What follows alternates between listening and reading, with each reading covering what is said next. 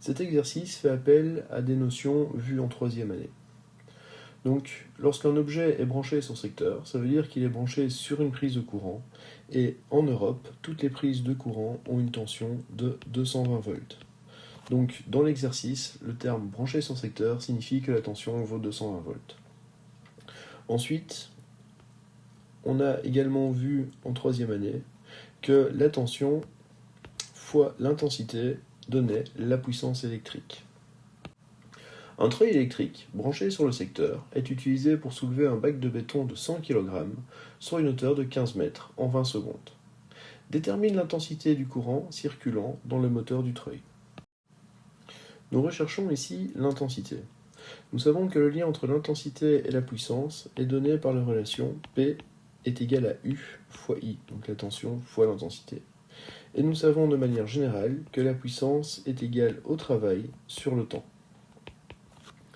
En égalant ces deux expressions, nous avons donc que U fois I est égal au travail sur le temps, et donc l'intensité est égale au travail divisé par le temps multiplié par la tension. Pour pouvoir utiliser cette relation, nous avons déjà connaissance du temps qui est de 20 secondes, de la tension qui est de 220 volts puisque l'objet est branché sur le secteur. Il ne nous reste plus qu'à déterminer le travail. Nous savons que le travail d'une force est toujours égal à l'intensité de la force multipliée par le déplacement du point d'application de cette dernière fois le cosinus de l'angle entre ces deux grandeurs. Ici, nous voulons connaître le travail de la force motrice. Un objet est soulevé par une grue. Donc notre objet a un poids qui est de 1000 newtons. Donc le poids est égal à la masse fois la constante de gravité. Nous avons une masse de 100 kg multipliée par 10 newtons par kilogramme. Nous trouvons bien un poids de 1000 newtons. Pour pouvoir le soulever en ligne droite et à vitesse constante, il faut exercer une force de même intensité que le poids, de même direction mais de sens opposé. Notre force motrice.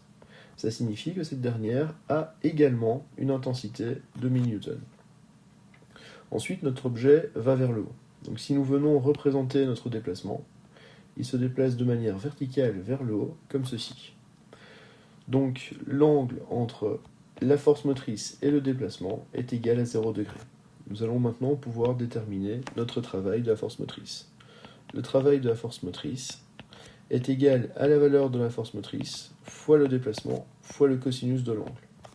Ici, nous avons une intensité de 1000 newtons, dont le point d'application va se déplacer sur une distance de 15 mètres, et l'angle entre les deux vaut 0 degré. Nous trouvons donc comme travail de force motrice 15 000 joules. Nous allons maintenant pouvoir déterminer l'intensité puisque nous avons tous les termes de l'expression. L'intensité est égale au travail sur le temps multiplié par la tension.